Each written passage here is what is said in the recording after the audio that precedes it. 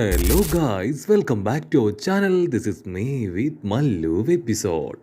എപ്പിസോഡിന്റെ opening സീനിൽ ആ giant കൈഡോയെ കാണിക്കുകയാണ്. അവനാണെങ്കിൽ ഫുൾ കലിപ്പില് ലൂഫിയെ കുറിച്ചുള്ള ന്യൂസ് ഒക്കെ വായിച്ച് അങ്ങനെ ഇരിക്കും. ലൂഫി ഒരാൾ കാരണം ഇപ്പൊ ന്യൂ വേൾഡിൽ ഒരുപാട് പ്രശ്നങ്ങൾ ഉണ്ടായിരിക്കുകയാണ്. മാത്രമല്ല അവന് കിട്ടിക്കൊണ്ടിരുന്ന ആ സ്മൈൽ ഫ്രൂട്ട് അത് ലൂഫി ഒറ്റൊരുത്തം കാരണം എന്നേക്കുമായിട്ട് നിന്നു. അങ്ങനെ അവൻ ഓരോരോ കാര്യങ്ങൾ ആലോചിച്ച് ടെൻസ്ഡ് ആയിട്ടിരിക്കുമ്പോഴായിരിക്കും അവന്റെ സ്നെയിലിലേക്ക് ഒരു കോള് വരിക. അവൻ ആ കോൾ അറ്റൻഡ് ചെയ്യും. ഓപ്പോസിറ്റ് മറ്റാരുമല്ല, സാക്ഷാൽ ബിഗ് മോം. ബിഗ് മോം ആണെങ്കിൽ ഇപ്പൊ കൈഡോയോട് പറയും, ന്യൂസ് പേപ്പറിലെ ന്യൂസൊക്കെ നീ വായിച്ചില്ലേ?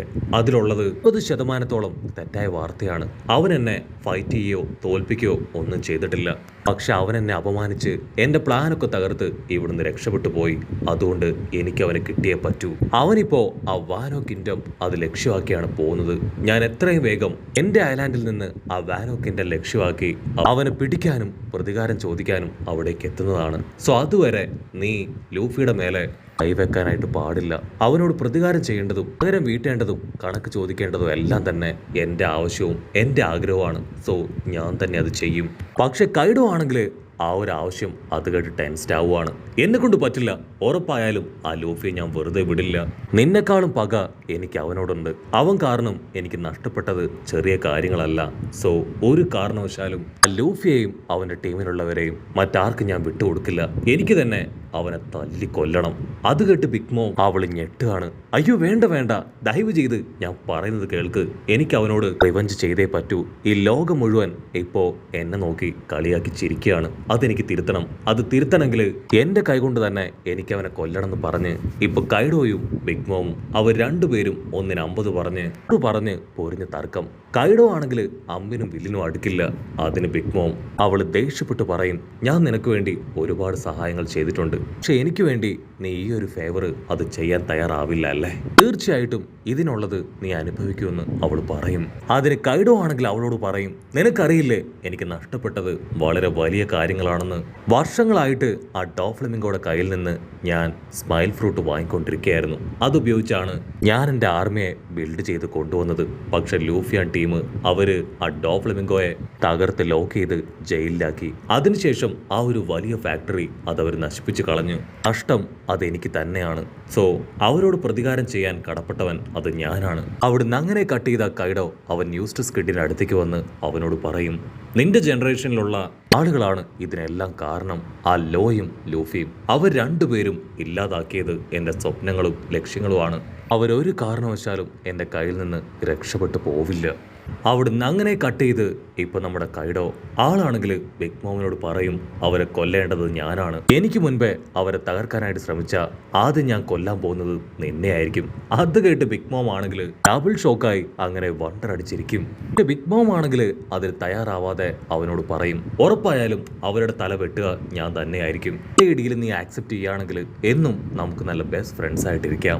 അപ്പൊ അവിടുന്ന് അങ്ങനെ സൂം ഔട്ട് ചെയ്ത ന്യൂ മറൈൻ ഫോർഡില് നേവി സോൾജിയേഴ്സ് അവരാണെങ്കിൽ ഇവരുടെ കമ്മ്യൂണിക്കേഷൻ അതങ്ങനെ ലീക്ക് ചെയ്ത് കേട്ടുകൊണ്ടിരിക്കുകയാണ്. നേവിക്കാർക്ക് ക്ലിയർ ആവും കൈഡോയും ബിഗ് മോമും അവർ പരസ്പരം മീറ്റ് ചെയ്യാൻ പോവാണെന്ന്. കൈഡോയും ബിഗ് മോമിനെ തടയാൻ കഴിയുന്നത് നേവി അഡ്മിറൽസിനും 7 വാർലോഡ്സിനും മാത്രമാണ്. അവർക്ക് മാത്രമേ അവരോട് കിടപിടിക്കാനുള്ള പവർ ഉള്ളൂ. ഈ കാര്യം അറിഞ്ഞ അക്കൈനോ ആളാണെങ്കിൽ ക്യാഷ്ഡായിട്ട് പറയും, വാനോ കിൻഡത്തില് മിസ്റ്റീരിയസ് ആയിട്ടുള്ള ഒരുപാട് ആൾക്കാരുണ്ട്. അവരാണ് സാമുറായിസ്. അവരുപയോഗിച്ച് ഞാൻ ചില പ്ലാനുകൾ ഓൾറെഡി ക്രിയേറ്റ് ആക്കിയിട്ടുണ്ടെന്ന് അക്കൈനോ പറയും. അവിടുന്ന് അങ്ങനെ സീൻ കട്ട് ചെയ്ത ഇപ്പോൾ ഒരു അഡ്മിറല് ആളാണെങ്കിൽ ഈ ന്യൂസ് ഒക്കെ അറിഞ്ഞ് കാർപ്പിനോട് പറയാണ്, കൈഡോയും ബിഗ് മോമും അവർ രണ്ടുപേരും ലൂഫിയെ കൊല്ലാനായിട്ട് ആ വാനോ കിൻഡത്തിലേക്ക് പോവാണ്. അത് കേട്ട നമ്മുടെ കാർപ്പാണെങ്കിൽ പൊട്ടിച്ചിരിക്കും. കാർപ്പിനാണെങ്കിൽ ആളുടെ ഗ്രാൻഡ് സൺ ലൂഫിയെ കുറിച്ച് നന്നായിട്ട് അറിയാം. അതുമാത്രമല്ല ആൾക്ക് ഇപ്പൊ ഇവിടെ നടക്കുന്ന കോൺഫറൻസിന്റെ പ്രാധാന്യം അറിയാം. അതുകൊണ്ട് തന്നെ അവള് പറയുന്നത് കാര്യമാക്കാതെ അങ്ങനെ നടന്നു പോകും. അതിനുശേഷം അക്കൈനോ ആണെങ്കിൽ ഈ മാറ്റർ അറിഞ്ഞ് അവരോട് പറയും, നമ്മളതിൽ ഇടപെടേണ്ട യാതൊരു കാര്യമില്ല. കാരണം വാനോ കിൻഡം അത് നമ്മുടെ ജൂറിസ്ഡിക്ഷനിൽ വരുന്ന സ്ഥലമല്ല. അക്കൈനോ അത് പറയേണ്ട താമസം കാർപ്പാണെങ്കിൽ വീണ്ടും പൊട്ടിച്ചിരിച്ച് അവരോട് പറയും, അപ്പൊ നമ്മൾ പേടിക്കേണ്ട യാതൊരു കാര്യമില്ല. അത് നമ്മുടെ റെസ്പോൺസിബിലിറ്റി അല്ല. ഹിനയ്ക്കാണെങ്കിൽ ഭയങ്കര ഷോക്ക്. അവളാണെങ്കിൽ രണ്ടുപേരെയും കണ്ണു തള്ളി നോക്കുകയാണ്. ഞാനുമായിട്ടും കാർപ്പിനാണെങ്കിൽ തന്റെ ഗ്രാൻഡ് സണ്ണിനെ ഓർത്ത് യാതൊരു ടെൻഷനും ഇല്ല. ആള് ഹായ് ആയിട്ട് തിരി അടക്കാനാവാതെ ആ ഒരു ബന്ന് അത് കടിച്ചു മുറിച്ച് തിന്നുകയാണ്. അവളാണെങ്കിൽ കാർപ്പിനോട് പറയും, ആക്ച്വലി നിങ്ങൾ ഫേമസ് ആയത് നിങ്ങളുടെ ഗ്രാൻഡ് സൺ ലൂഫിയിലൂടെയാണ്. അവർ 3 പേരും ഏറ്റുമുട്ടിയാൽ അത് വലിയ പ്രശ്നമാണ്. നമ്മൾ ഗവൺമെന്റിനെ പോലും അത് ബാധിക്കും. അതുകൊണ്ട് നമ്മൾ എന്തെങ്കിലും ചെയ്യണം. നിങ്ങൾ ഇത്രയും ഫേമസ് ആവാൻ കാരണക്കാരനായ നിങ്ങളുടെ ഗ്രാൻഡ് സൺ ലൂഫിക്ക് വേണ്ടി നിങ്ങൾ ഒന്നും ചെയ്യില്ലേ ചോദിക്കും. അത് കേട്ട് കാർപ്പ് ആളാണെങ്കിൽ ഒരു സെക്കൻഡത്തേക്ക് ചിരി നിർത്തി ആളുടെ തീറ്റി അവസാനിപ്പിക്കും.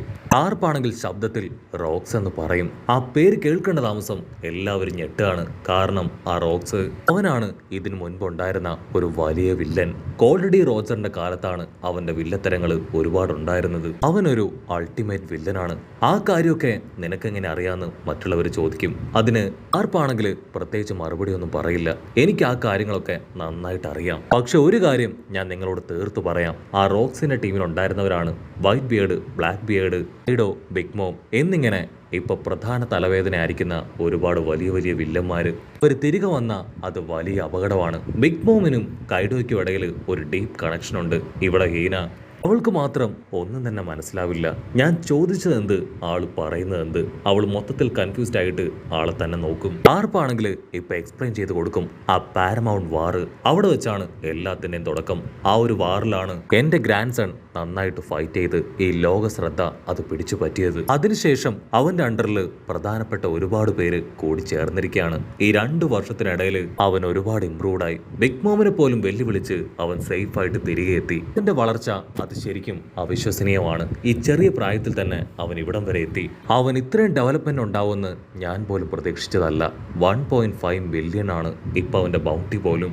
ലൂഫിയും അവന്റെ ടീംസും ദിവസങ്ങൾ കഴിയുന്തോറും പവർഫുൾ ആവുന്നതല്ലാതെ അവർ താഴേക്ക് പോകുന്നില്ല. ലൂഫിയുടെ റോൾ മോഡൽ ആ ഷാങ്സ് ആണ്. ഷാങ്സിന് ഇതൊക്കെ കാണുമ്പോഴും അറിയുമ്പോഴും ഇപ്പോൾ ഒരുപാട് സന്തോഷം തോന്നുന്നുണ്ടാവും. അപ്പോൾ അവിടുന്ന് അങ്ങനെ സീൻ കട്ട് ചെയ്ത് ആ ഹോളി ലാൻഡ് ആയിട്ടുള്ള മറി ജോയ്സ് കാണിക്കും. ആ കാസ്റ്റിലുള്ള 5 എൽഡേഴ്സ് അവരാണെങ്കിൽ കാര്യമായിട്ടുള്ള ഡിസ്കഷനിലാണ്. ആ റൂം ഓഫ് അതോറിറ്റിയിൽ വെച്ച് അവരങ്ങനെ കൂലങ്കക്ഷമായിട്ട് ചിന്തിച്ച് ഓരോരോ തീരുമാനങ്ങൾ എടുക്കുമ്പോഴായിരിക്കും ഏതോ ഒരുത്തൻ അകത്തേക്ക് കയറി വരിക. അത് കണ്ട ചീഫുകൾ അവർ ടെൻഷനായി. നീ എന്താ ഇവിടെ, നിനക്കെന്താ ഇപ്പൊ ഇവിടെ കാര്യം? ഇവിടെ റവറി മീറ്റിംഗ് നടക്കുന്ന കാര്യം അത് നിനക്കറിയില്ലേ ചോദിക്കും. അതിനാളാണെങ്കിൽ പ്രത്യേകിച്ച് മറുപടി പറയില്ല. ഉടനെ അകത്തുണ്ടായിരുന്ന ആളുകളെ എല്ലാം പുറത്താക്കി ഇപ്പോ അവനോട് സംസാരിക്കുകയാണ്. വന്നത് മറ്റാരുമല്ല, സാക്ഷാൽ നമ്മുടെ ഷാങ്സ്. അവനാണെങ്കിൽ ഏതോ ഒരു പൈററ്റിനെ കുറിച്ച് പറയാനാണ് അവിടേക്ക് എത്തിയത്. അവൻ ആ കാര്യം പറയാനായിട്ട് തുടങ്ങുന്നതോട് കൂടെ ഈ ഒരു എപ്പിസോഡും അവസാനിക്കുന്നു.